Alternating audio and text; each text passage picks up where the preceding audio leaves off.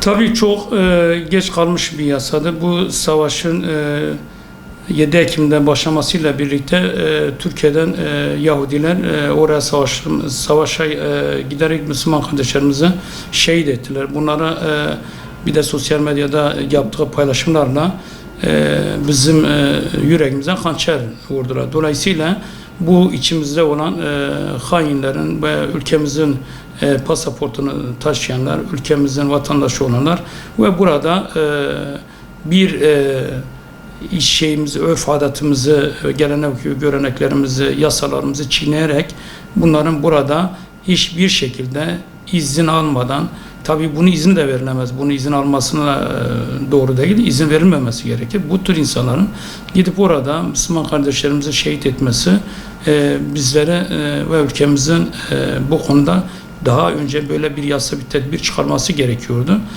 Gerekliydi. Hudapar'ın özellikle genel başkanın bu teklifi meclise getirmesi ve konuşmalarında dile getirmesini izlemiştim. Çok olumludur. Bir an önce gecikmeden yani bunu çok gece savaş bugün halen onlar orada savaşmaktalar. Bunlar ülkelerini bu kadar seviyorlarsa bizim ülkemizi terk edip oraya yerleşmeleri gerekiyor. Bunlar belli ki Müslümanların bir kindarlığı, bir şeyi devam ediyor. Yıllardan beri Haçlı zihniyetinin devam ettiğinin örneğidir. Bizler Osmanlı'da gördük bunları, tarihte okuduk bunları. Ama bugün bu insanların bu kanunlarımızı hiçe sayarak burada gidip orada savaşması, burada kazandığı paraları orada gidip kendi ülkesinin lehine kullanması gibi kötü bir şey yoktur. Biz bunu yadırgamaktan ziyade bunlara tedbir alıp kanunla bunları hem vatandaşlıktan çıkarmamız gerekiyor hem de bunların bu ülkemizde kazandığı, bizim sırtımızdaki bu kazançlarına el koyması gerekir bizim ülkemiz.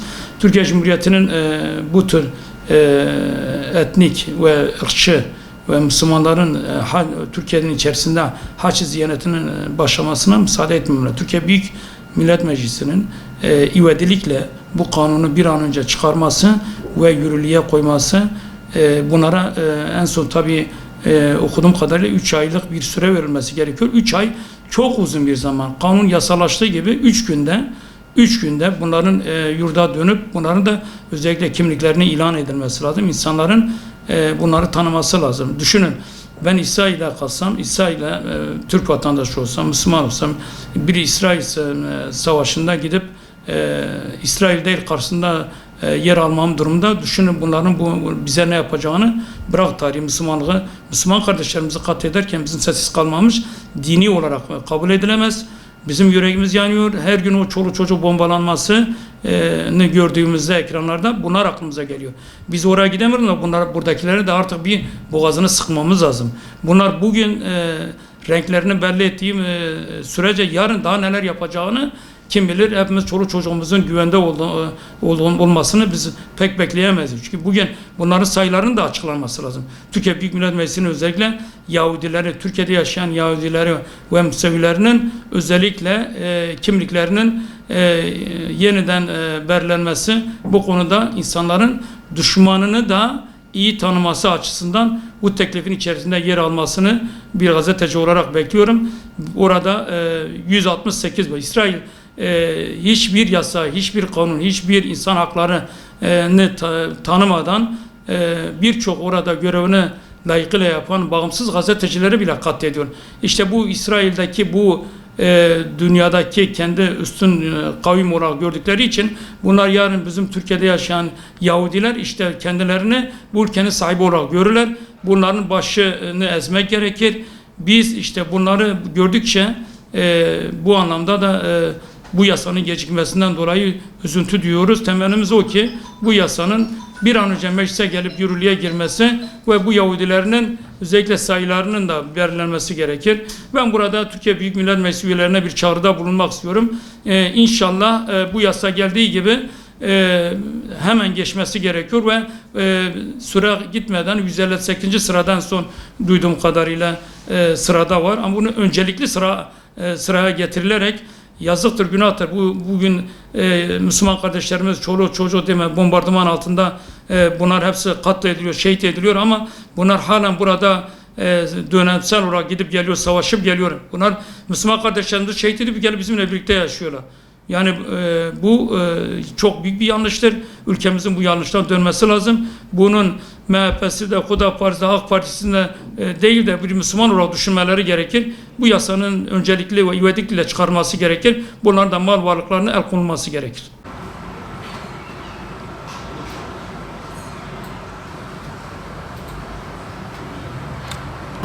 Öncelikle İsrail dünyanın en büyük ve en kanlı terör örgütüdür. Kuruluştan beri coğrafyamızı, Filistin kana bölemiştir. Oradaki yaptığı zulümler, katliamlar bugüne kadar devam ediyor. Bugün de yaklaşık 8-9 aydır bütün dünyanın gözü önünde, hatta canlı yayında, televizyonlarda, sosyal medyada, bütün dünyanın gözü önünde çocuk, kadın, yaşlı, sivil dinlemeden hiçbir sınır, ne ahlaki, ne uluslararası, ne savaş kanununda, hiçbir sınır, hiçbir kanunu, hiçbir yasayı, hiçbir ölçüyü dinlemeden çok büyük katliamlar yapmaktadır. Bugüne kadar resmen belirtilen yaklaşık 40 bine yakın insan, dediğim gibi çocuk, kadın katledilmiştir. Belki onun birkaç katı insan da yine enkaz altında sayılmayı bekliyor, çıkarılmayı bekliyor.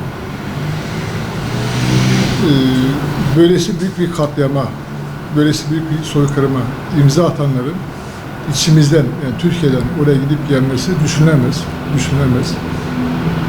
Biz inanıyoruz ve biliyoruz ki yani İsrail bunun hesabını verecek. Ama öncelikle Türkiye'den oraya gidip bu katliama, bu soykırıma eli karışmış kanlı katillerin Türkiye'den gideceği, Türkiye'ye döneceği, yani ne aklımızla, ne vicdanımızla, ne izanımızla yani tahayyül edilemez, değerlendirilemez öyle. Hüdapar'ın bu teklifi Türkiye'de geç kalmış bir tekliftir.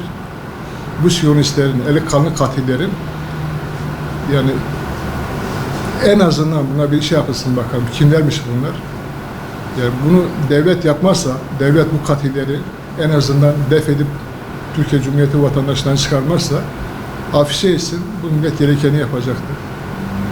Yani insanın çünkü vicdanı, aklı, hiçbir şeyi bütün dünya gözü önünde 8-9 ayda devam eden bu katliama, bu soykırıma, bu zulme yani razı değil, kaldıramıyor bunu, taşıyamıyor.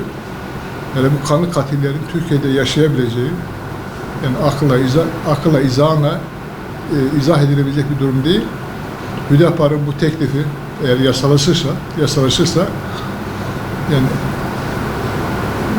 değil onların Türkiye Cumhuriyeti vatandaşlarına çıkarılması, def edilmesi, en kısa zamanda tutuklanıp yargılanması gerekiyor. Bu anlamda Hüdapar'ın bu çıkışını destekliyorum. İnanıyorum ki Türkiye'deki bütün partilerin de yani bu teklifin yasalaşması için destek vereceğine inanıyorum. Hepsine çağrım, bu eli kanlı katilleri toparlayın ve adalete teslim edin. Adalete teslim etmezseniz siz de bu suçun, soykırımın, bu katillerin ortağı olmuş olursunuz. Bu yüz kızartıcı, bu alçakça şeye de bulaşmasınlar. Yani bu teklifi Türkiye Büyük Millet Meclisi'nden oy birliğiyle çıkarsınlar. Bu soykırımcı, eli kanlı katillerin Türkiye adaleti önünde hesap vermesini sağlasınlar. Başka bahanelerle eğer bu teklife yan bakarlarsa, karşı çıkarlarsa onlar da bu katliamın, bu soykırımın ortağı olmuş olurlar. Onların da eli Filistin'deki bu mazlumların kanına bulaşmış olur.